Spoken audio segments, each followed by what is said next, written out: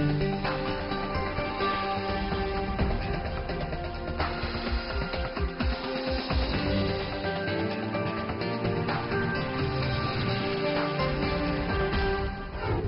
today's World Insight with Tian Wei, picking up the pieces after California's raging wildfires, but who ends up with the short end of the stick after a disaster? And vital lessons on relations between China and the U.S. Is cutthroat competition inevitable or manageable?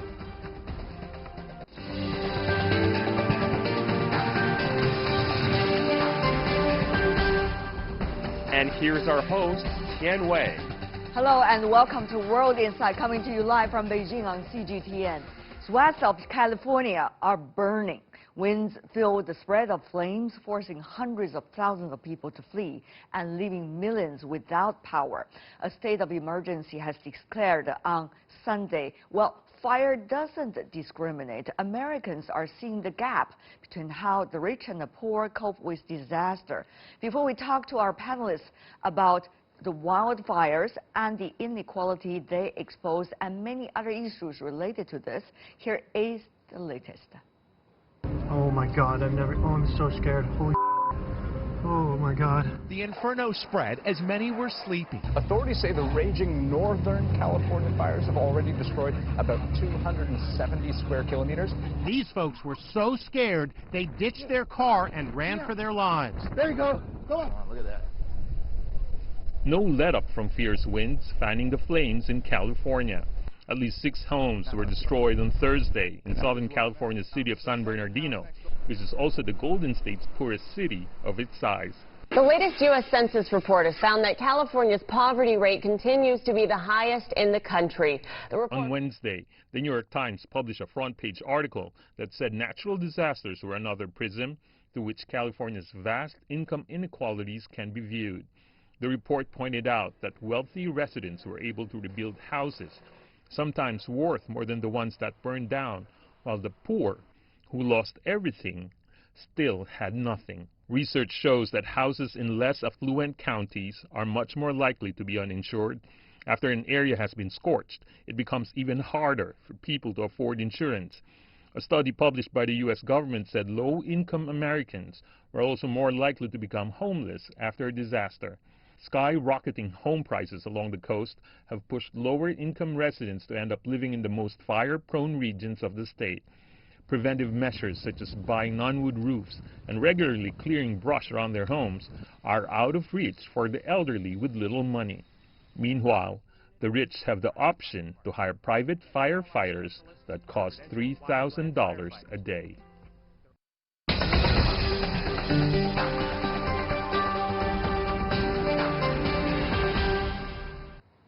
On the divide between the rich and the poor in California, and really what should be the lessons behind this wildfire, let's talk to our panelists.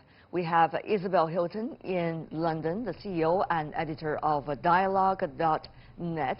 And also in Washington, we invited Matthew Wibbenmeyer, a fellow at the Resources for the Future. And in Panama, we have Charles Miller, the W.M.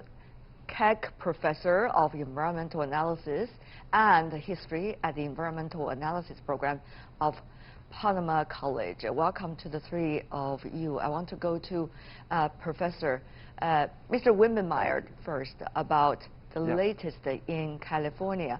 What do you make of the reasons behind the ongoing wildfire this year particularly?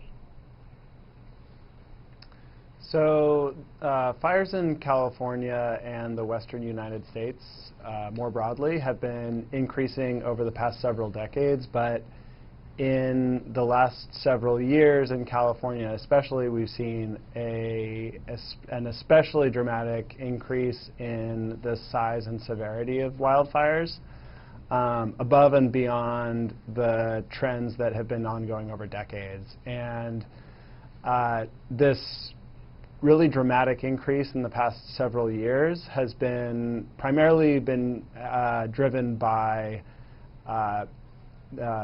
late season winds that California experiences coming down from the mountains and towards the coast that are now overlapping with the wildfire season, in part due to climate change. Rains are coming later, and the dry season is now overlapping with this windy season, and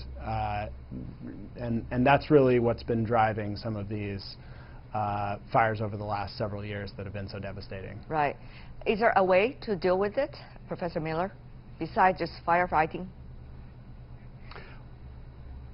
Well, I think one of the things that we are seeing now is as those winds pick up, as the flames blow into canyons and ridgelines and valleys, is that's where people have now moved. And so this is really not a natural disaster, but actually a human-constructed one.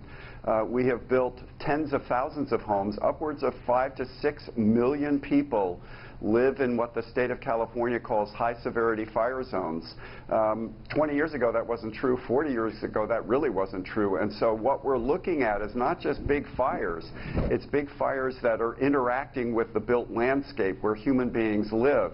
And that's why we're seeing so many tens of thousands of people evacuating in the face of these flames.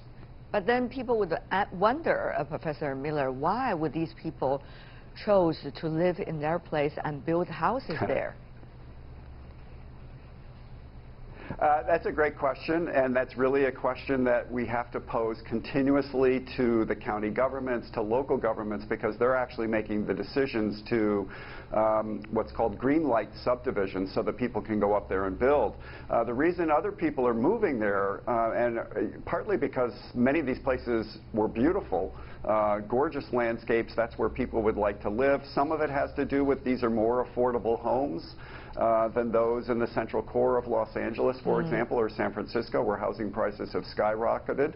And some is that people who are retiring are seeking a lower income and a slower pace of life. But on the other hand, Mr. Miller, we do understand that even in a rich state such as California, in which you would imagine sunshine, beautiful life, innovation, and many other things, there is a lot of wealth divide between the rich and the poor. May I go to you, Mr. Wiebenmeyer, about that too? Understand from the latest number, 2016 to 2018, 7.1 million people each year could not even afford the basic expenses of life. So what's going on with the state of California, which only exposed to the rest of the world as a result of this wildfire?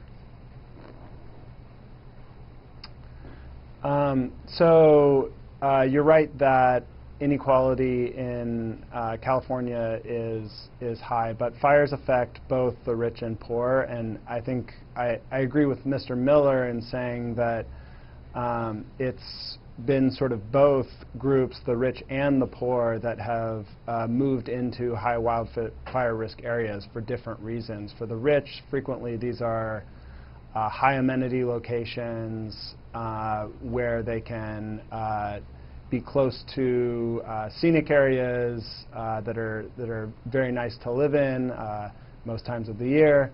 But for the poor, often these are sort of different types of areas can be lower cost of living. So it's really both, and so it's both groups that have been exposed to this increase in fire risk. Yeah, to the fire risk, yes, but still, if it comes to whether or not to afford firefighters for you, private firefighters, of course there is a huge opportunity divide between the rich and the poor. So, Professor, I want to go to you, Professor Miller, once again about that. We have seen stories coming out of LA, coming out of San Francisco, about the rich areas of the city and the poor areas of the city. We also have been hearing from tourists going to California, even in these big mega cities, talking about safety issues. Crime rates are going up, as we have also witnessed. There are many Chinese tourists going to those places as well. So a lot of people talk about that. So how do you see in fact, the wildfire exposed one of the phenomenons of a very rich state in the United States now as a result of many other reasons, the wealth gap. And what do you consider as the biggest reason for that? Well, part of what we're seeing, certainly with firefighting, and as you've mentioned, private firefighters are now being hired to go to, for example, the Kardashians, Drake, and others. High-profile individuals with enormous wealth are able to hire private firefighters who will come in to protect their homes, maybe not others, but certainly theirs. And what that, that's an old story in Los Angeles and elsewhere, dating back to the 1980s. We have seen some of this privatization take place, and the gaps between communities that have these kinds of private firefighters as well as public and those areas that don't. And so some of this is fueled by individuals' wealth. Some of it is being fueled by insurance companies who want to protect those high-value assets, those houses, who are also helping to underwrite this process. There's a social justice issue in this regard that some have to depend upon public firefighters who can't get to every place and whose budgets are slashed. And others can fly in private firefighters to do the work for them. Very interesting, because at the time of fires, it would expose a lot of things that we wouldn't notice, at least in front of the rest of the world on a daily basis. But on the other hand, Mr. Wittenmeyer, every country, every city, of course, there is a wealth divide of different degree, but this time California's is a little bit shocking. Yeah, that's right. But I think it's important to note that regardless of the location, the wealthy will be less impacted and more able to adapt to climate events like wildfire, and the poor will be more impacted. And so I think regardless of the event you're talking about, that's a dynamic that's always at play. And that's exactly the topic, Mr. Wittenmeyer. I want to lead both of you gentlemen too. That is, when there is climate change, for example, environmental issues, we talk about adjustment, right? Adaptation in a way, but also try to prevention. But which comes first? That's a very important question. And secondly, when the first front line is being already destroyed, what can we rely on now for the second front line so that we at least have some guardians for us? So what can we rely on? That's really the fire has been trying to, in a way, our discussions about the fire has been trying to reach. Professor Miller, may I go to you now? Sure. So you've raised a really important issue, and this is as true in areas that are hit by typhoons or hurricanes, tornadoes, other kinds of disasters, that two things happen. One of which is those who have wealth can insulate themselves, protect themselves. Those with fewer resources are actually going to be much worse off over a longer period of time, and we know that's the case in places like Bangladesh, which we expect more than a third of it to go underwater. Just the sort of notion of climate refugees is going to be a tremendous drain on individuals' wealth, but also national prosperity. So these are things that, whether we're talking about mitigation, adaptation, or prevention, for me, we're now in the question of adaptation. We're not going to prevent climate change from happening and from having these accelerating impacts, whether it's fire, flood, hurricane, or whatever it may be. What we need to be thinking about is managing our retreat, stepping back from those places that we know, as fires are revealing once again this fall, with that we know will burn. Why we continue to do the things that we're doing is sort of the definition of insanity, to continue to do stuff that we know causes enormous harm and danger. But that's equally true on seacoasts. California, again, shows us that with sea level rise and collapsing cliff walls, that what we once took as an amenity zone, as a high wealth, beautiful landscape, is actually a place of great danger. And so why are we still doing this? And so I think part of this is to recognize that the world that California helped to create no longer exists, and that we have to manage ourselves in different ways than we have been willing to do. And that's a very hard sell in the state of California, let alone other places. It is a very hard sell. It is also a hard sell elsewhere in the world to let people really understand the danger that we are facing right now. But Mr. Wittenmeyer, California is a state that has been emphasizing on environmental protection and also a state very active in climate change issues. But obviously, the nature that we're facing is, as a whole, it doesn't matter whether one state really care about that and the others don't, and they all face the same fate, it seems. So it's quite ironic. But Mr. Wittenmeyer, what does it take for policymakers, particularly at federal level in your country, to notice the importance of it and be able to adjust the policies as we have witnessed over the past few years? Well, it may take disasters like we're seeing in California or that we've seen along the Gulf Coast with hurricanes in the last several years. But you're right that there's a lot that the U.S. needs to do still to address climate change. And it's not something that one state, even a large state like California, can do alone to fix the problem. It needs to be the federal U.S. government as well as other countries around the world to address this. But you know, Mr. Wittenmeyer, even as far as we are in China, we also understand that it's about the election.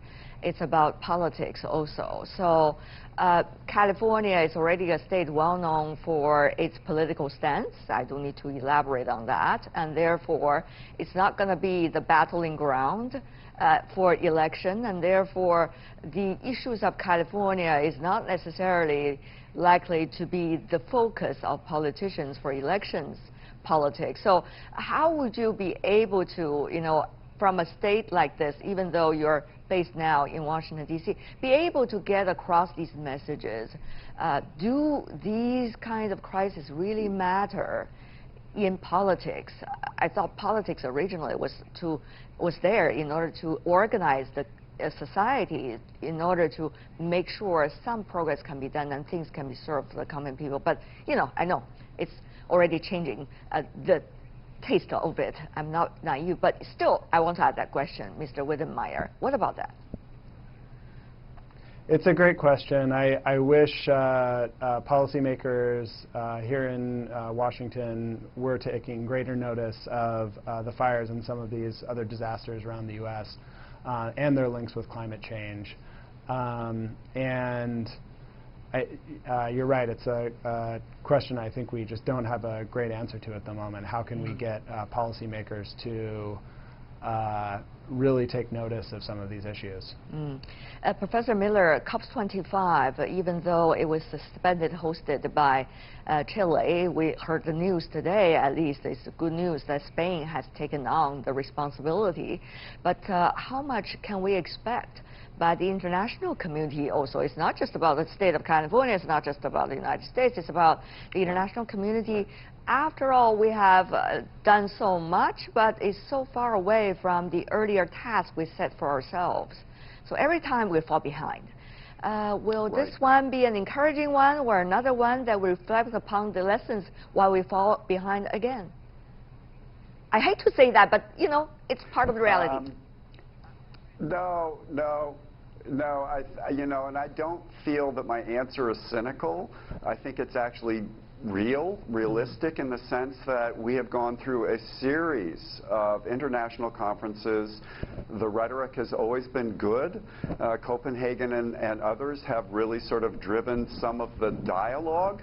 But what we have not seen is a real set of political changes that makes that rhetoric real. And I'm afraid that the next conference will be setting up a subsequent conference, which is essentially what we've seen, like a set of train cars hooking onto one another, but we don't know in which direction it's pulling. All right. Ms. Hilton, finally, we're connected. I know there were some technical problems earlier, but your thoughts about COP25 later this year, very briefly, 40 seconds.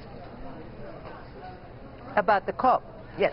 It's time for action, really. I mean, next year we're supposed to have the COP in Glasgow, which boosts climate action. At the moment, all the numbers are going the wrong way, and there are endless political distractions around the world. I think just a talking shop is not going to do it. It's not going to do it. Action's going to do it. Great. It's not going to do it. Yeah. Thank you so much, Isabel Hilton, Matthew Wittenmeyer, and Charles Miller. Such a pity, Ms. Hilton, but we'll talk to you later on other occasions as well. Thank you. Really appreciate it. I look forward to it. Thank you. Thank you. Thank you. And you're watching World Insight with me, Tian Wei. Still to come on our program. Vital lessons on relations between China and the U.S. Is cutthroat competition inevitable or manageable? That's up for a debate after this break. Find the debate.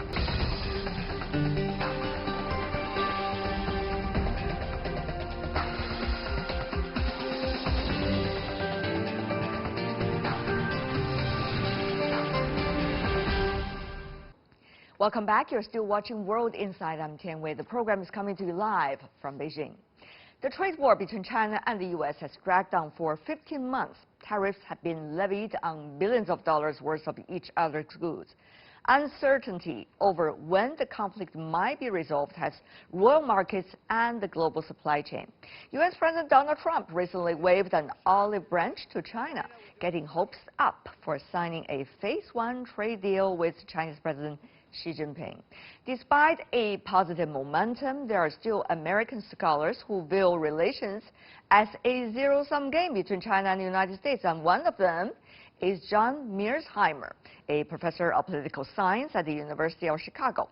Earlier, I had an insightful discussion, / debate on some of the key issues around China-U.S. relations with the professor. Let's listen in.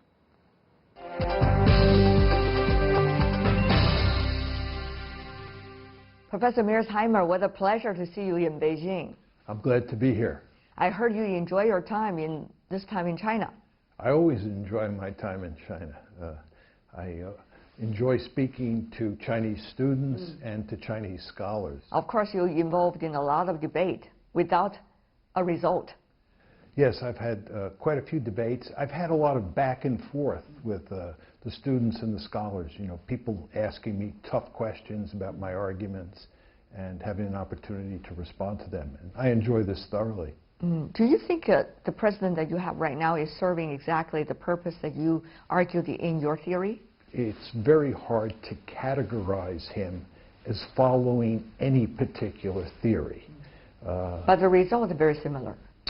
I think that's true in part, but I think that my argument was that the United States has to be mainly concerned with China as a military threat, as a security threat, and that the United States would engage in containment, much like it did with the Soviet Union during the Cold War.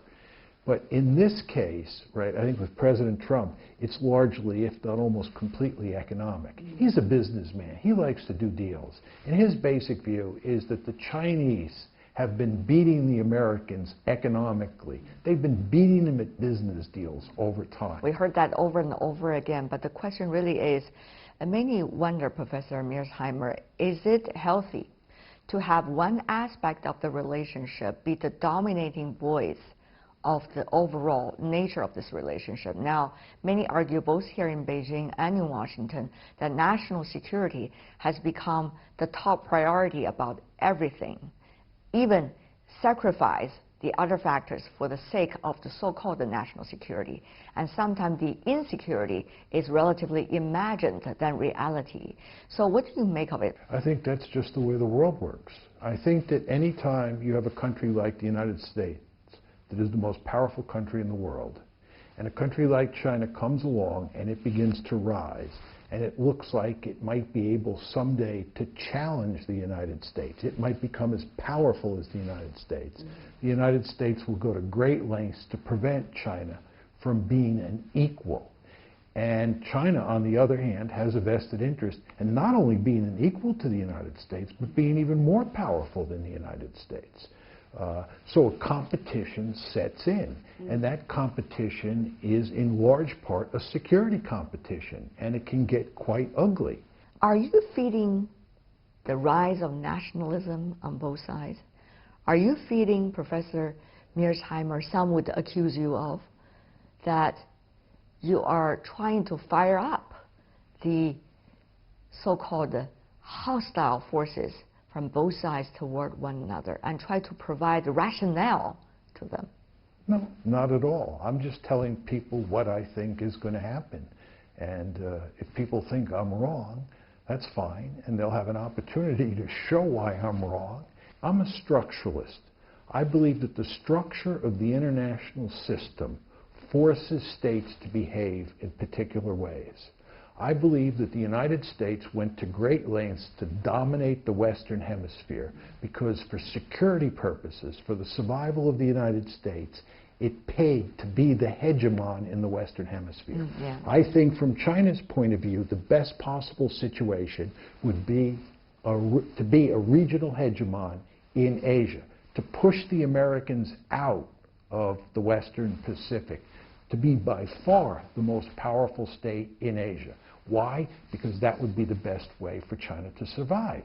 But the problem is the Americans have a vested interest in making sure that China doesn't become a regional hegemon.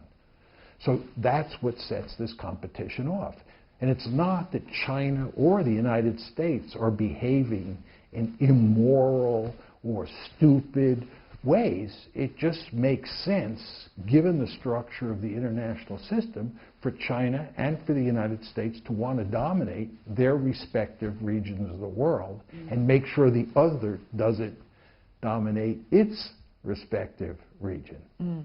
What you have said, Professor Mearsheimer, and the debate you have created as a result of the theory is a thought-provoking one, because people really need to think about these questions profoundly and need to search for evidence and also think about what kind of solutions if they want to avoid the worst outcome in the future.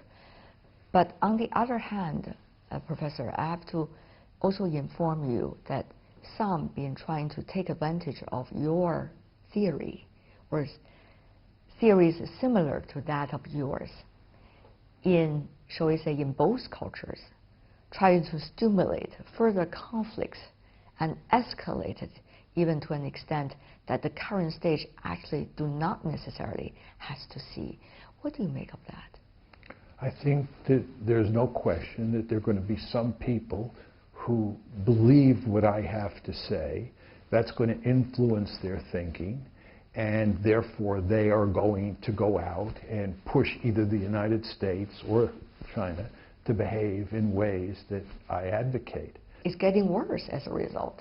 Yes, but my argument is that it's not because of my rhetoric. It's because of the structure of the international system. If I didn't exist, it wouldn't matter. But on the other hand, I keep on asking this very similar question to you, Professor Mearsheimer. That is, why do you think people have to stand in line to say to themselves, now security is the priority? Why do you think there shouldn't be an opportunity for people to think maybe more interactions between the two countries is the top priority? Why do you think interactions will not necessarily lead to solutions, but rather decoupling and getting ever worse situation between two countries will lead us to the solutions? That just is not very rational to me. No, I actually believe it's very rational. I think it's a very depressing story. And I think that's what bothers you about my story. It is so depressing. I'm not bothered. I'm rather seeing it's very partial, that you only focus on one area, the security area, which you are very familiar with, forgetting about the other areas which is equally important. For example, trade. which has brought China to a very different development stage. I'm not sure whether your experiences have been feeding you to one aspect of the argument without necessarily having enough insights on the other sides of the argument. Well, I fully understand that all of this economic intercourse over the past 30 or so years between China and the United States has had very positive consequences for both the United States and for China. I fully understand that. But the problem is that as a result of all of this economic intercourse, China is growing increasingly powerful, and it's closing the power gap with the United States. Why is it a problem? For one very simple reason. It involves security. And what I think you don't understand is that security or survival has to be the principal goal of any country. Any Chinese leader or American leader has to be mainly concerned. Is there common security? No. Is there only security for one without the others? Yes, my point to you is that as China gets more powerful, it becomes a zero-sum game. Why would it become a zero-sum game? Only you're saying it's a zero-sum game. You're exactly advocating a zero-sum game, while China has been saying it is not. We hope it is not, and we're trying to do in a way that it's not. But now, everything wants to be cut off. You cut off trade, you decouple. Of course it's going to the direction that you have already planned. You here, I do not necessarily refer to you yourself, but rather who try to cut the relationship in one direction without giving other options and possibility. The point is that economic growth can be translated into military power. It can, but it does not necessarily lead to war or even regional conflict. That is the point. Again, I don't know what I can do to convince you. You're not convincing me, Professor. No, I understand that. But all I would say to you is you have watched U.S.-China relations deteriorate since 2011 when Hillary Clinton announced the pivot to Asia.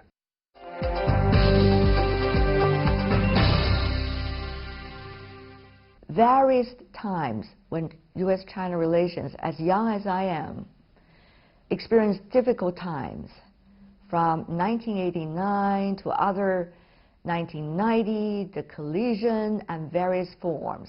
Of course, you could argue China was at a very different stage then compared to now, but people then had the wisdom and also the resolve to be able to see that the relationship continue in a healthy way.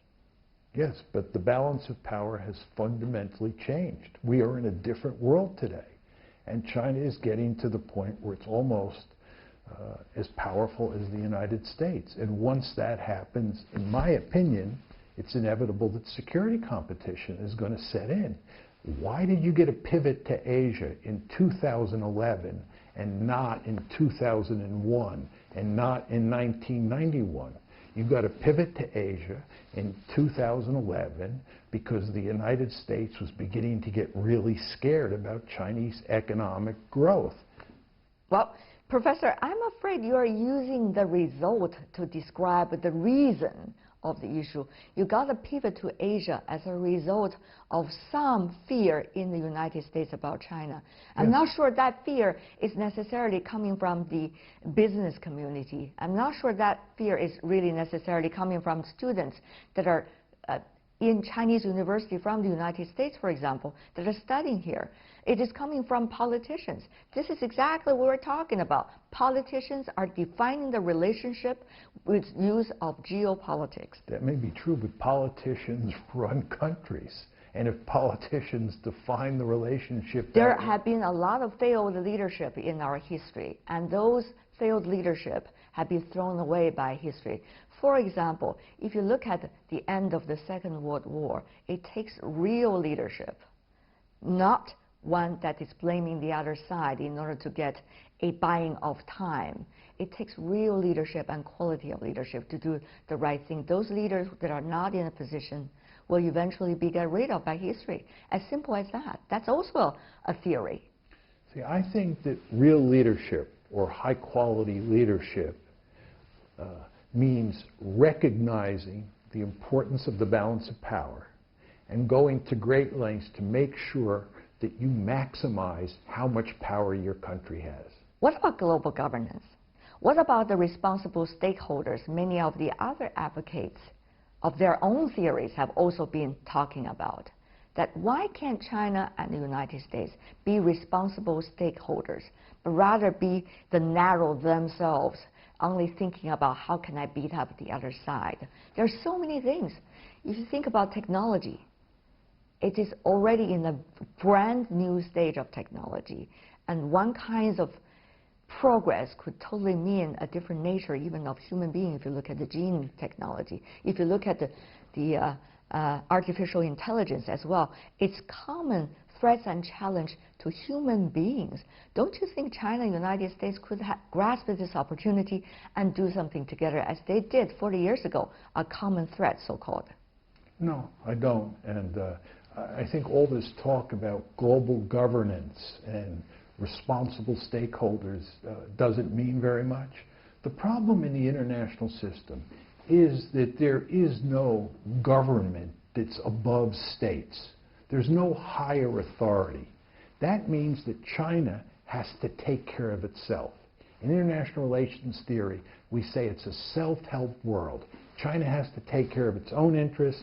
The United States has to take care of its own Even interests. borrowing your self-help world theory, countries, even with their own interests in mind, of course they always have their national interests in mind when it comes to diplomacy, but they could still find common ground because there are common threats. They can find common ground on some issues, but on the major security issues, there is hardly any common ground. As devastating, some would say, that your theory is, there are still things that both sides can do to manage the relationship, to make sure it's not sliding down the slope that you described. Anything to do? I do believe, as I've said on numerous occasions here, that I believe there will be an intense security competition, but there will not necessarily be a shooting war. I think what we have to do, both the Chinese side and the American side, is over the course of this competition, go to great lengths to manage it. How? So that, well, we have to think about clearly what one state does that will provoke another state and avoid doing that. And if we get into a crisis, we have to have clear rules about how to communicate with each other and do everything possible to dampen down the conflict and prevent it from escalating. But since security is the priority, you already see some of the people that need to urgently talk to one another from both sides are not talking anymore. That is the danger of decoupling, no communication, talking across each other rather than real communication.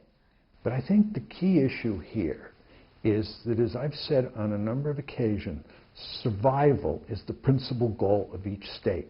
And you want to understand that when you talk about the United States and China, you're talking about two countries with nuclear weapons. And if a crisis turns into a war, there's always a danger that that will escalate into a nuclear war. And the survival of each of those states could be threatened.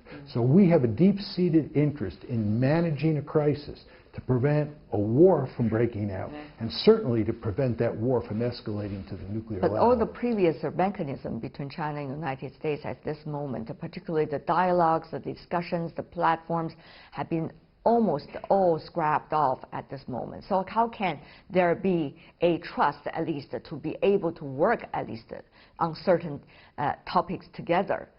I agree with that, and I think what has to be done always in the early stages of a competition is that rules of the road have to be established. Understandings have to be established. That has not happened yet. And that's why one could argue, as was the case in the Cold War, the early stages of a competition between the United States and China will be the most dangerous because there are not clear rules of the road. They haven't been worked out But yet. the rules of the world now is being questioned with the United States going unilateralism and also trying to withdraw with as many international organizations and treaties as possible in this administration. So how have what you have just said, the rules and the common rules and the respect for the common rules, not to mention the rules really need to be updated and in many new fields as well. But there's nothing about that. It's all about decoupling, thanks to your theory that the two countries are going to be competitors in a very hostile way. Well, I don't think it's thanks to my theory. It's thanks to the fact that the world is changing. You want to remember that during the Cold War... So how about the rules? Where to cite the rules, where to set the rules, and how to establish the rules? Well, the United States and China will maneuver with each other, and they will establish rules of the road as to what's acceptable and what's unacceptable. When you see your grandchildren, what kind of world would you like to describe to them that they are likely to face? What kind of world would you wish your grandchildren to have?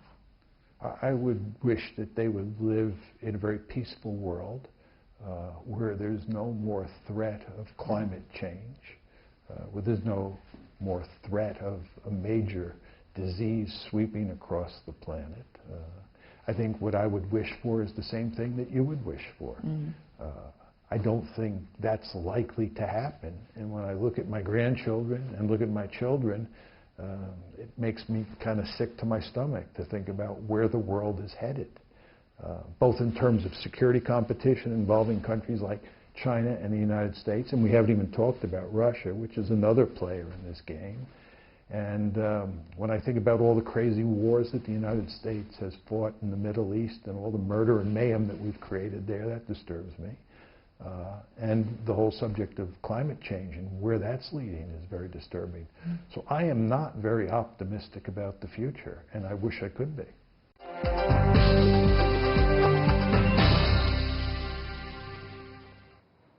And that is all the time we have for today. If you'd like to see more, try to find us, World Insight CGTN, into your search engine, or check out our YouTube channel. Follow us on Twitter, Facebook. From me, Tian Wei, and everyone on the World Insight team, thanks for watching, and tune in again next time for more insights across China and around the world. The time to take it easy. The weekend is here, so enjoy. See you back here on Monday. Bye for now.